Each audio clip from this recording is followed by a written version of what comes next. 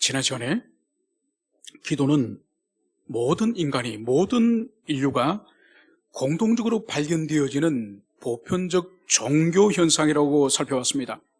그러나 우리 그리스도인의 기도가 이방인의 기도나 이교도의 기도와 다른 것은 바로 하나님의 말씀, 하나님을 아는 지식에 근거한 기도라는 것이 바로 이방인의 기도와 다른 것이라는 것을 우리가 살펴본 거죠.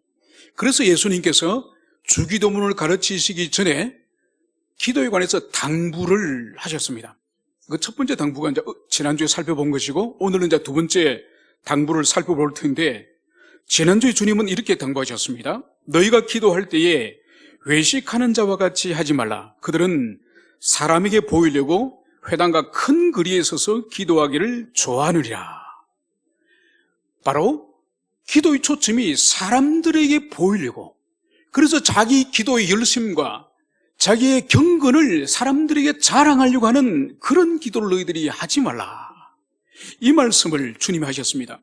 그래서 이런 기도 생활을 하는 사람은 이미 사람들에게 상을 받았기 때문에 하나님께로부터 받을 상이 없다. 이 말씀을 하시는 거죠.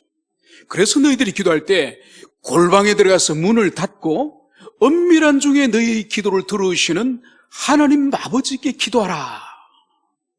그래서 지난 시간에 우리가 살펴본 것이 기도의 은밀성, 오직 기도의 대상이신 하나님께만 초점을 맞추고 기도하는 기도의 은밀성, 그리고 그 기도를 하나님께만 듣게 하려고 하는 바로 기도의 대상에 대한 분명한 인식, 이것을 우리가 지난 시간에 살펴봤습니다. 이제 오늘은 주님께서 두 번째로 기도에 있어서 당부하시는 말씀을 우리가 살피겠습니다. 또 기도할 때 이방인과 같이 중언부언하지 말라.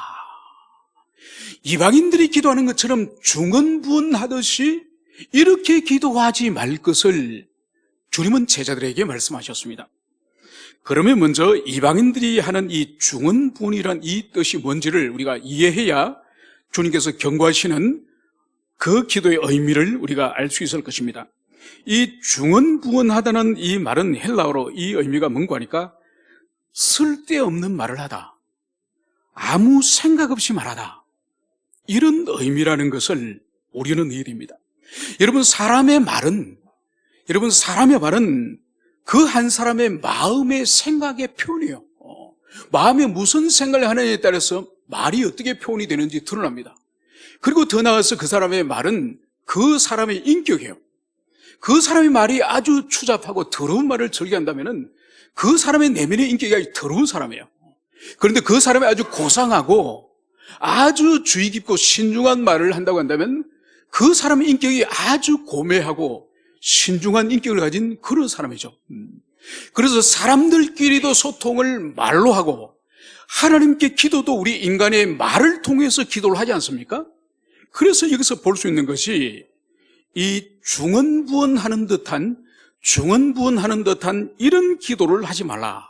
이런 기도는 이방인들이 하는 기도다. 이 말씀을 하는 거죠. 그래서 우리가 하나님께 기도할 때 얼마나 신중하게 주의 깊음을 가지고 기도해야 될지 그것을 말씀을 하는 거죠.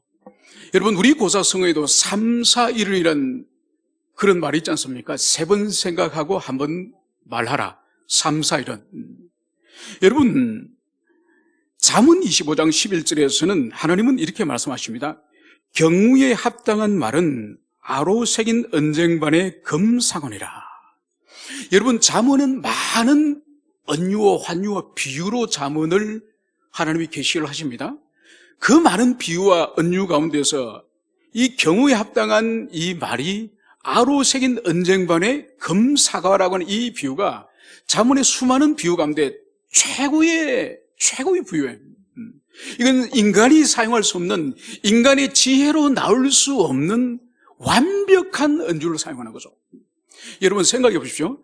순언으로 언접시를 여러분 만든 그것을 보신 적 있습니까? 요즘은 그런 언접시들이 귀합니다. 장발장 그 소설을 보면은 그 주교가 장발장에게 언접시를 주지 않습니까? 그러니까 서구 사회는 언접시가 훨씬 많이 사용된 거죠. 그래서 언접시를 평소 찬장에 이렇게 딱 가지런히 뒀다가 손님이 오신다든지 행사가 있으면은 그것을 아주 정성스럽게 닦습니다. 여러분, 금만 빛나는 것이 아니라 이 하얀 은을 닦으면 얼마나 찬란하게 빛나는지 몰라요. 그리고 그것은 아무것도 새기지 않는 은접시가 아니라 새긴 어떤 조각을 한 그 은접시에 그 위에 금사가, 황금으로 된 금사가가 그 위에 딱 올려졌다고 생각해 봅시다. 얼마나 그것이 아름답고 탁월한 미를 가지고 있습니까? 바로 뭔가니까 인간이 사용하는 언어, 누구와 소통을 하거나 누구와 대화를 할 때에 경우에 합당한 그 말씀. 그래서 그 사람이 깊은 낙심 속에 있거나 깊은 침체 가운데 있을 때에 그 부모의 입술이나 선생의 입술이나 목양자의 입술이 그 영혼에게 정확한 한 말씀을 통해서 그 영혼에 큰 소생을 주는 그 인간의 이 언어가 얼마나 아름다운지 주님의 눈에 볼 때도 그 합당한 그 말이 바로 아로 새긴 은쟁반의 이 금사관이라. 여러분, 그래서 우리 그리스도인은 말을 잘해야 돼요, 말을. 제가 말을 잘해야 된다 그러면은 이 뜻이 어떤 달변가가 되라는 뜻이 아니에요. 아주 말 잘하는 달변가 되라는 뜻이 아니에요. 오히려 말 잘하는 달변가는 오히려 진실성이 별로 없습니다. 여러분, 우리 사회에서 말 제일 잘하는 두 부류의 직업을 가진 사람이 있죠. 누구죠? 정치인과 사기꾼이에요. 여러분, 뇌의학자들이 이 정치인의 뇌를 연구를 해보고 사기꾼의 뇌를 구조를 연구를 해보니 너무 유사한 거예요. 본질이 뭐죠? 말이요, 말. 사람을 속이고 사람들의 마음을 빼앗고. 그래서 여러분, 달변가 되라는 것이 아니에요. 그리스도인은 합당한 말을 하라. 합당한 분위기에 합당하고 상대방에게 합당하고 은혜가 되고 덕이 되는, 그래서 대화를 나누면 나눌수록 서로에게 하나님의 은혜가 고양되어지는 그런 대화를 나누지. 여러분, 어떤 사람은 대화를 마치고 돌아가면 완전히 진이 다 빠지고 은혜가 다 빠지고 큰 부정적인 영향을 받는 그런 사람들이 있죠. 그죠? 그래서 그런 사람은 가능하면 만나고 싶지 않은, 다시는 같이 상종하고 싶지 않은 그런 사람도 있지 않습니까? 그죠? 여러분, 그런 인간이 되면 안 돼요. 그런 사람이 되면 안 돼요. 대화를 1분을 했든지 1시간을 했든지 대화를 마치고 나면은 그 사람으로부터 은혜로운 기운이 나에게 증거되어서 회복되어지고 하나님을 사모할 수 있는 그런 관계가 이 언어 소통을 통해서 일어나야 되는 거예요. 그래서 보세요. 사람과도 소통이 말로서 소통을 하죠. 하나님과도 우리가 어떻게 소통합니까? 바로 기도도 말을 통해서 하나님과 소통하지 않습니까? 그러니까 주님께서 주시는 이 경우에 합당한 이 말이라는 것은 사람과 뿐만 아니라 하나님과 기도에 있어서도 합당한 기도가 얼마나 중요한지 이것을 여러분들이 가슴에 새기시길 바랍니다. 여러분, 성경 속에서 오늘 주님이 경고하시는 이방인들의 중언부언하는 이 기도를 찾아볼 수 있습니다. 두 군데를 우리가 살펴볼 텐데, 열왕기상 18장 26절에 가면은 갈멜산에서 바알 아세라 선지자 850명과 여호와 선지자 한 명 엘리야가 대결하는 장면이 보입니다.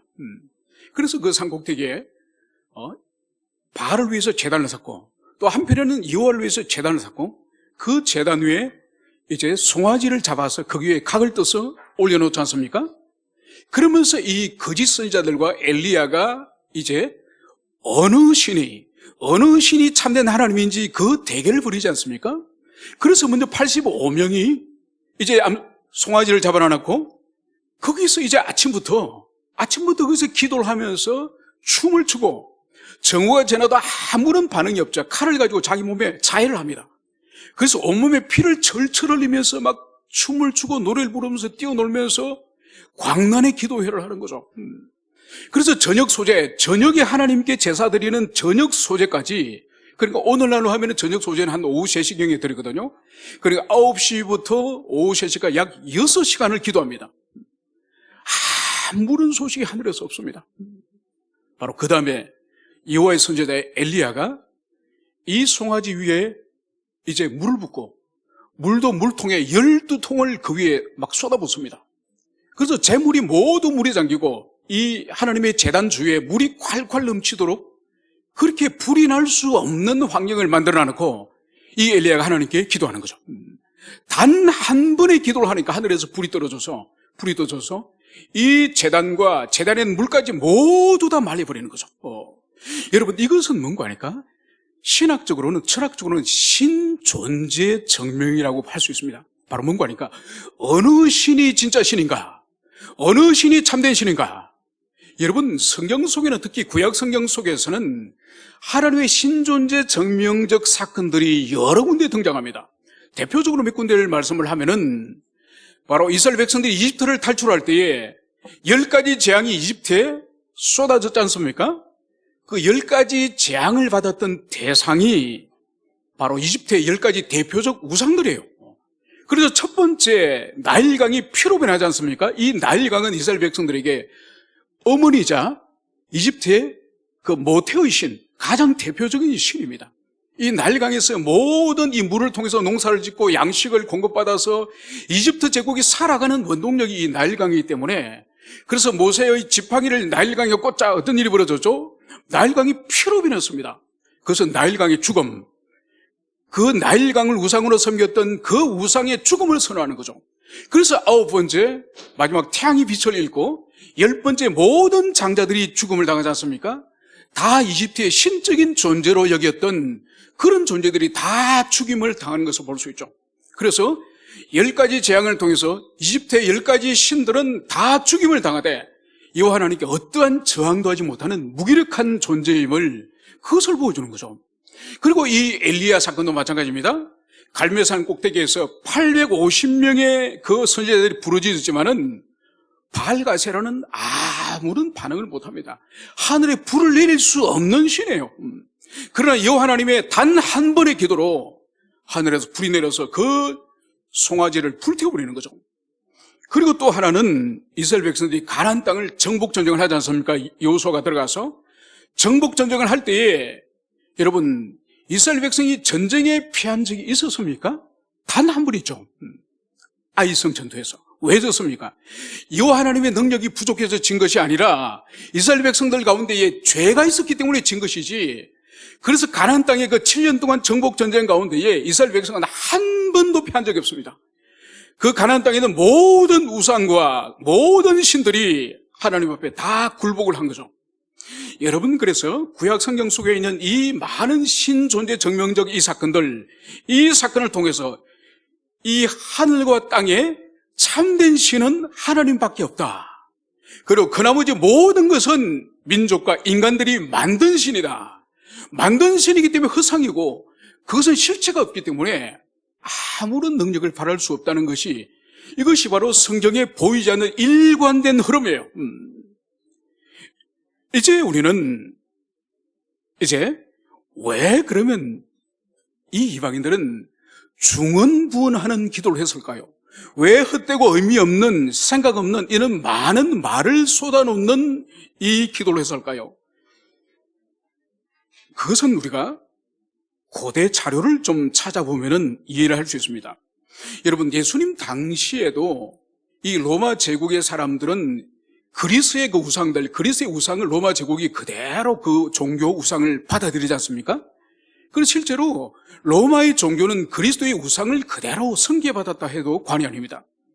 그래서 이 그리스의 우상을 받아들였던 로마에 이 우상들을 섬기는 신전들이 있지 않습니까? 제우스의 신전, 아폴로의 신전, 아프로디테의 신전, 이 모든 신전이 있죠.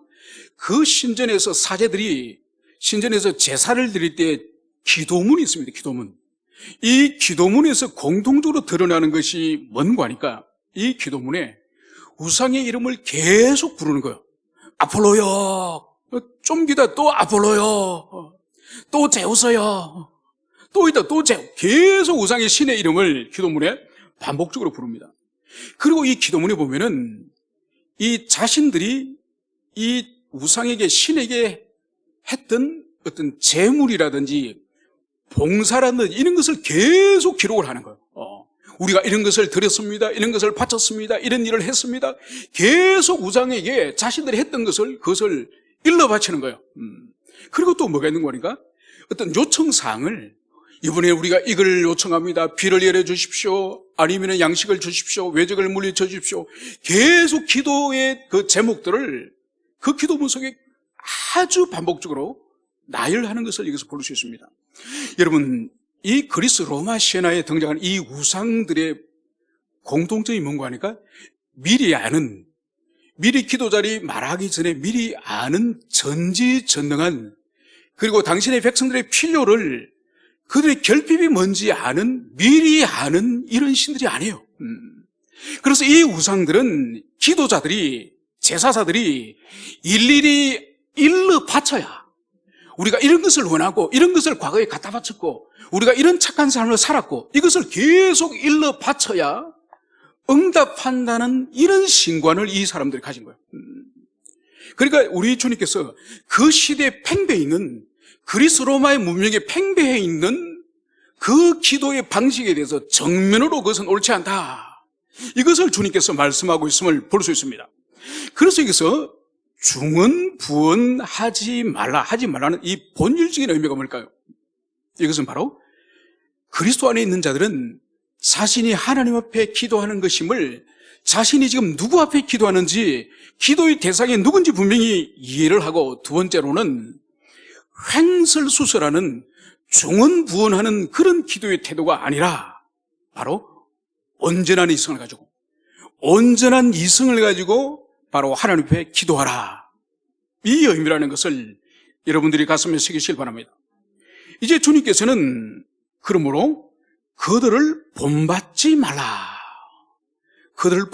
말라고 주님께서는 말씀하고 있습니다. 여러분, 이것은 이방인들의 중언부언을 본받지 말라는 당연한 의미겠죠. 그럼 왜 주님께서 이방인들처럼 모든 것을 하나씩 일러 바치고 하나씩 고해 바치고 하나씩 요청을 하는 이런 기도 방식을 하지 말라고 했을까? 여러분, 전도서 5장 2절에서는 하나님에 대해서 이렇게 계시를 하고 있습니다. 너는 하나님 앞에서 함부로 입을 열지 말며 급한 마음으로 말을 내지 말라. 하나님은 하늘에 계시고 너는 땅에 있음이라. 그런즉 마땅히 말을 적게 할 것이라. 여러분, 하나님 앞에 기도는 많은 말을 가지고 밤새도록 많은 시간을 하는, 이것이 본질이 아니에요. 이것이 본질이 아니에요. 물론 때에 따라서 어떤 다급한 일이 있거나 너무나도 중요한 일이 있으면 밤을 새워서 기도할 수 있습니다. 우리 예수님께서도 복음서 가운데 밤을 새워서 기도한 일들이 여러 번 있습니다. 그러므로 긴 것 자체가 잘못됐다는 의미가 아니에요. 오늘 주님께서 함부로 주님 앞에서 기도하는 자, 주님 앞에 말을 하려고 하는 자는 함부로 입을 열지 말고 급한 마음에 준비가 되지 않은 상태로 입을 열지 말라. 그러면서 마땅히 하나님 편은 말을 적게 할 것이다. 여러분, 주님은 이렇게 말씀을 하고 있습니다. 여러분, 옛날에 이 역사적인 사건들을 텔레비전에서 가끔 사극을 방영하죠, 그죠? 또 영화에도 보면 사도라든지 옛날에 광해군이라든지 이런 영화를 보지 않습니까? 그러면은 임금과 신하들이 한 자리 모두 모여서 회의를 합니다. 이걸 이제 의전회의라고 그렇게 부르는 거죠. 그래서 임금과 모든 그 만조백관들이 둘러서서 지금 나라의 국정을 논하고, 그리고 어떻게 민심에 어떤 이상이 있는지 그것을 살피고, 그리고 백성들의 상소를 어떻게 그 문제를 해결해 줄 것이며, 그리고 그 자리가 무엇보다도 이 당파들끼리 다 함께 모였기 때문에 그 의전회의 자체는 사실 당정의 현장이에요. 당정의 현장. 그래서 왕과 신하들이 자신의 모든 지혜와 명철을 모아서 그 회의 가운데에 나라의 국정을 거기서 논하는 자리인데, 여러분, 그 자리에서는 함부로 말을 못하죠. 함부로 말을 잘못 실수를 했다가는 상대편에게 이제 정적으로 몰리게 될 경우에는 귀양을 갈 수도 있고 감옥살이를 할 수도 있고, 말을 잘못하면 사약을 받을 수도 있습니다. 여러분, 인간 왕 앞에 의전회의를 하는데도 말을 함부로 할 경우에 큰 벌이 내리거나 큰 어떤 환란을 당할 수 있는데, 우리가 기도하는 우리 기도 현장은 누구 앞에서 기도하는 것입니까? 살아계신 하나님 앞에 하는 거예요. 그래서 인간 왕 앞에도 우리가 함부로 입을 놀리다가는 큰 형벌을 면치 못했는데, 우리의 기도 자리가 얼마나 우리가 주의 깊음이 필요한지 그것을 전도서에서는 말씀을 하고 있는 거죠. 여러분, 그래서 기도자들에게 반드시 필요한 두 정서가 있습니다. 그래서 우리의 기도의 대상이신 하나님은 어미로우신 하나님이기 때문에 이렇게 삼가여서 주의 깊음으로 기도해야 될 것을 성경은 가르치고, 더 나아가서 예수님께서 하나님을 아빠 아버지라 부르셨죠. 그리고 그것을 우리에게 또한 아빠 아버지로 부르도록 하셨습니다. 그래서 우리는 하나님을 향해서 기도할 때에 어미로움과 두려움으로 기도해야 되지만은 또 한편으로는 주님처럼 친밀함으로 기도할 수 있는 그런 우리들에게 믿음이 또한 필요함을, 그것을 우리가 가슴에 새기시길 바랍니다. 이어서 우리 예수님께서는 이제 구하기 전에 너희에게 있어야 할 것을 하나님 너희 아버지께서 아시느니라, 이 말씀을 여기서 하고 있습니다.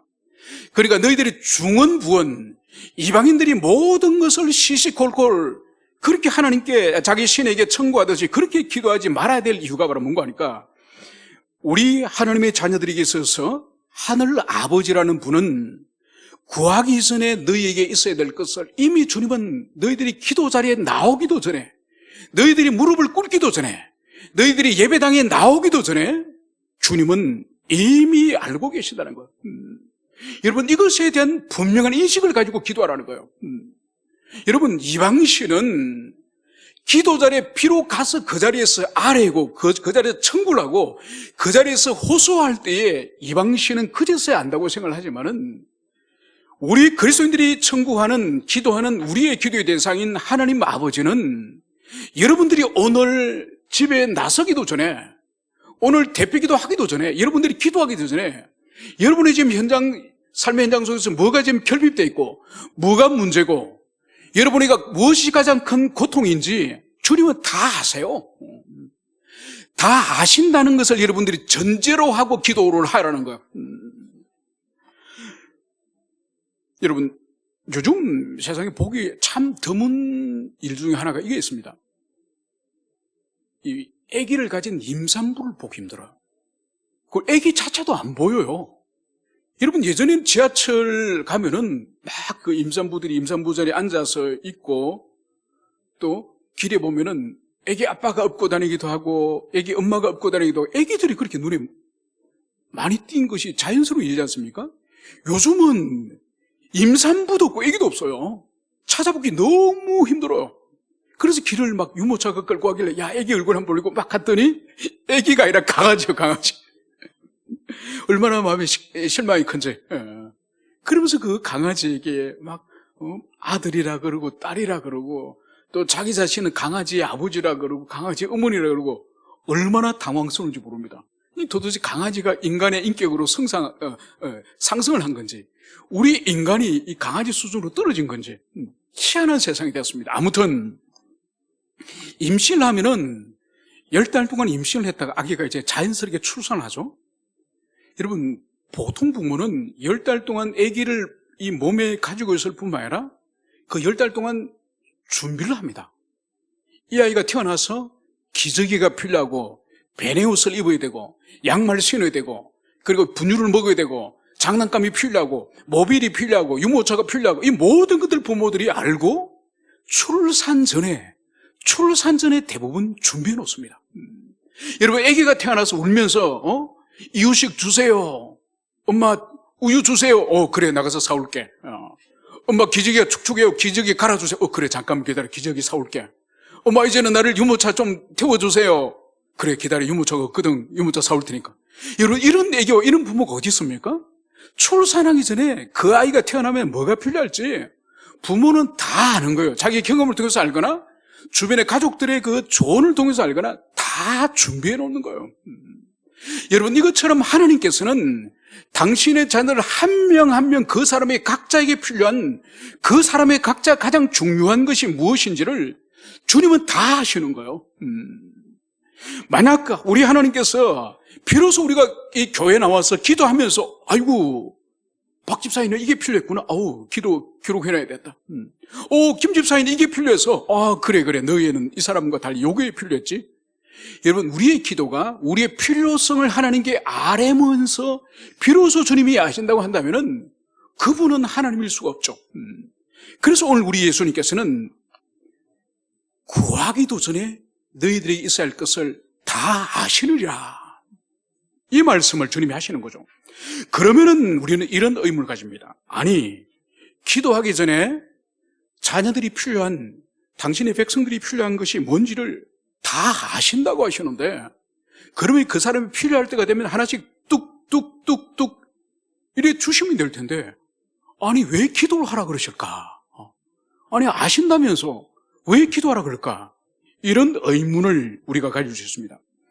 여러분, 이스라엘 백성들이 광야에서 그들이 가나안 땅에 들어가기까지 40년간을 그들이 광야 생활을 하지 않았습니까? 여러분, 그들이 하나님께로부터 받은 하늘 양식이 무엇이었습니까? 만나요, 만나. 여러분, 하나님께서 이스라엘 백성들이 날마다 만나가 필요하고 가나안 땅에 들어갈 40년까지 계속 만나가 필요하다는 걸 주님은 알고 계셨습니다. 그런데 하나님께서 이스라엘 백성들에게 만나를 주신 방식이 어떻게 주셨죠? 연봉을 주시듯이 1년치를 한꺼번에 주셨습니까? 월급을 여러분들이 급료를 받듯이 한 달치를 주셨습니까? 아니요. 내일 만나가 필요할 걸 아시고 그 다음날 필요할 걸 아시지만은 주님은 그날 필요한 당일치만, 하루치만 주셨어요. 그리고 날마다 새벽에 일어나서 광야로 나가게 하시고 자기 손으로 만나를 모으게 하시고 그걸 가지고 집에 와서 요리하고 빻고 떡을 만들고 굽고, 그래서 날마다 새벽에 나가도록 하시고 날마다 자기 손으로 그것을 모아서 음식을 만들어 먹도록 주님이 그렇게 하셨습니다. 왜 그럴까요?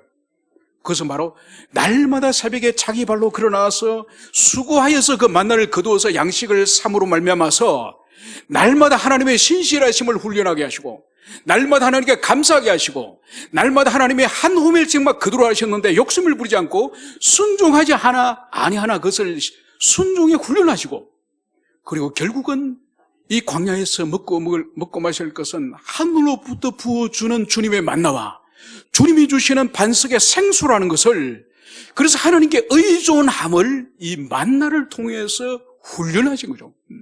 여러분, 기도가 똑같은 거예요. 우리에게 필요한 것을 하나님이 한꺼번에 다 1년치 응답을 여러분들이 다 준다고 칩시다. 여러분 감사할 것 같아요? 모든 여러분들이 기도할 때마다 다 응답되면 여러분 감사할 것 같아요? 아니요, 망합니다.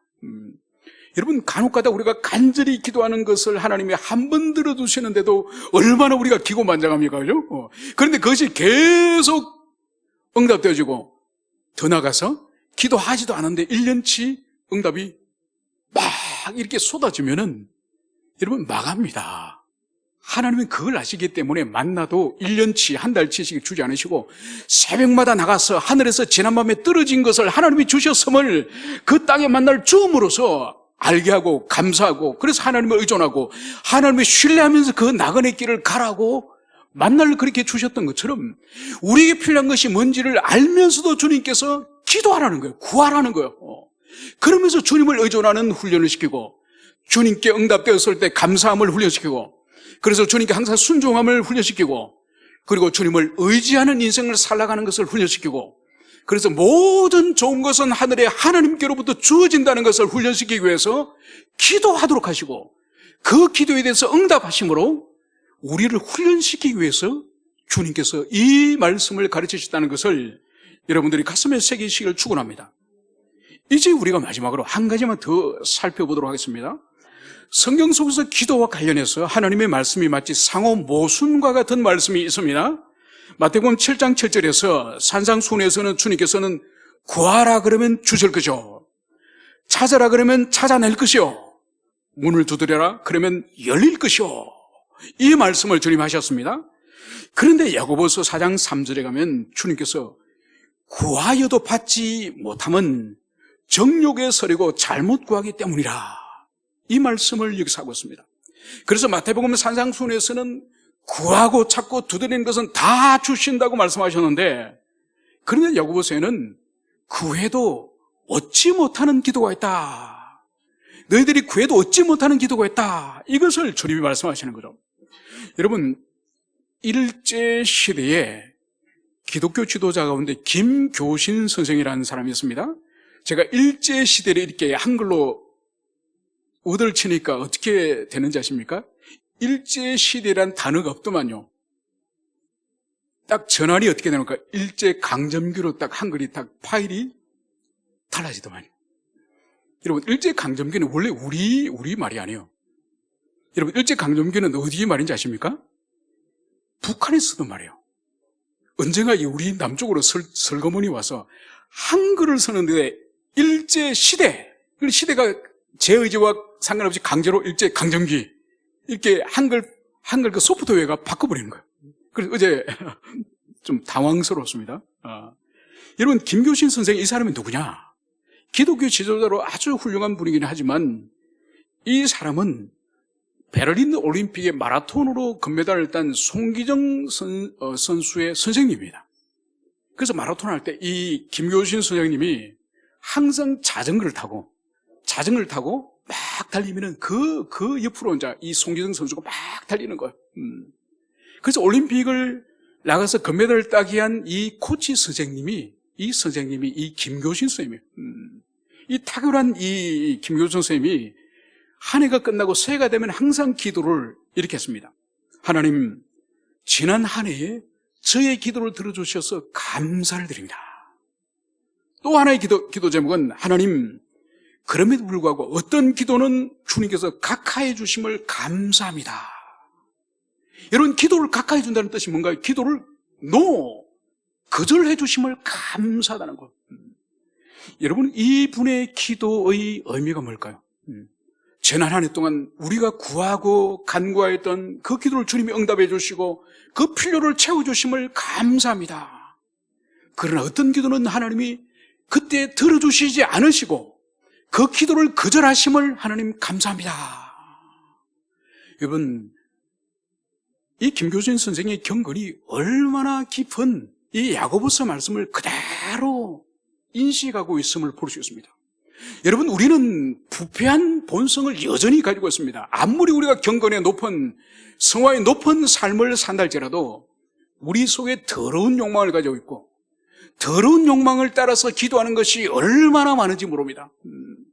여러분, 그 더러운 욕망에 기초한 기도 제목을 하나님이 우리가 원하는 대로 다 들어주시고 다 그것을 이루어주시고 그것을 다 주신다고 한다면은 여러분, 우리 영혼은 망하는 것이죠. 망하는 것입니다. 그래서 우리는 간절히 원하지만은 어떤 기도는 주님이 들어주지 않는 이유가 바로 뭔가 하니까 그 기도를 들어주실 때에 우리 영혼에게 유익보다는 우리 영혼에게 더 해악이 크기 때문에 주님이 주시지 않는 거예요. 마치 우리의 어린 아이들이 방에서 놀다가 어머니가 가지고 있는 그 부엌의 칼이 번쩍번쩍 빛이 나고 한번 휘둘러 보면은 장난감 칼보다 훨씬 재미있을 것 같아서 그 부엌에 있는 10푼 그 칼을 애가 달라고 땡깡을 부린다 칩시다. 하도 땡깡을 부리길래 에이 모르겠다 그래 한번 가지고 놀아봐라. 그렇게 칼을 주는 엄마가 있습니까? 없습니다. 그 칼을 가지고 자기 몸을 상해할지 다른 사람의 몸을 상해할지 그것을 알기 때문에 어린아이가 철없이 요청한다고 모든 것을 들어주는 건 아니에요. 그래서 우리가 오늘 이 말씀을 오늘 마치면서 때로는 우리의 청구와 우리의 기도가 하나님께 거절될 때가 있습니다. 그때는 우리가 하나님을 원망하거나 하나님을 불신하거나 하나님을 신뢰하는 것이 아니라 지금 하나님께서 나의 기도를 기각하시는 이유는 나에게 더 좋은 것을 주시고 또 내가 구하는 것은 내가 보기로는 선한 것이지만은 완전하신 지혜를 가지신 하나님 아버지의 눈에는 그것이 결과적으로 악한 결과를 가져오기 때문에 나에게 지금 응답하지 않으시고 노라 하신다.